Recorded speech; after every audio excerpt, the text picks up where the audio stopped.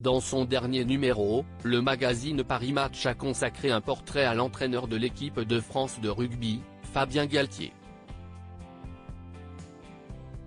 À cette occasion, un de ses proches révèle la décision très symbolique qu'il a prise avant le début de la compétition. Les passionnés du ballon ovale ont les yeux rivés sur la France. Si est-il à quoi a été lancée la Coupe du monde de rugby le 8 septembre dernier. Après une cérémonie d'ouverture imaginée par Jean Dujardin, laquelle n'a pas fait l'unanimité, les Bleus se sont imposés 27-13 face à la Nouvelle-Zélande. Depuis, le 15 de France enchaîne les victoires, même s'il a été amputé d'un de ses membres les plus précieux. Le 21 septembre dernier, Antoine Dupont, le capitaine de l'équipe, a été sévèrement blessé face à la Namibie. Mis à l'écart du groupe et soigné par les meilleurs médecins, il pourrait bien faire son retour sur le terrain ce dimanche, lors du match de quart de finale qui opposera les Bleus à l'Afrique du Sud. Si rien n'a été annoncé, l'entraîneur des Springboks, lui, s'est dit persuadé que le demi de mêlée de 26 ans sera de la partie. Le dernier mot reviendra à l'entraîneur Fabien Galthié, à qui certains ont reproché d'avoir pris un risque en laissant jouer Antoine Dupont trop longtemps face à la Namibie, alors que la France menait très largement au score.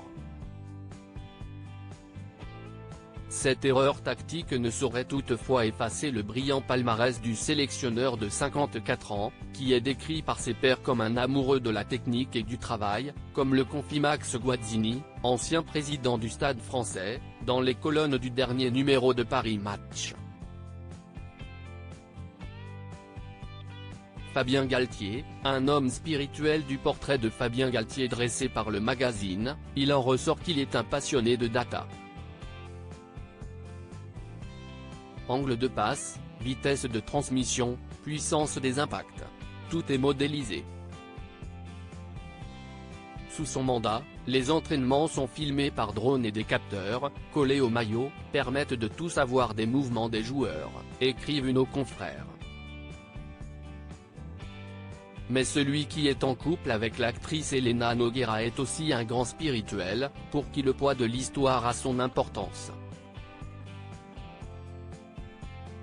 Si est pourquoi en juillet dernier, avant que la compétition ne débute, il s'est embarqué dans un pèlerinage un peu particulier. Quand l'équipe de France était en stage à Menton, nous sommes allés nous recueillir sur la tombe de William Webb Ellis, l'inventeur du rugby. C'était important pour lui et pour sa mission, explique Max Guazzini. Espérons que cela lui porte chance jusqu'à la fin de la compétition. Diaporama. Voir le diaporama.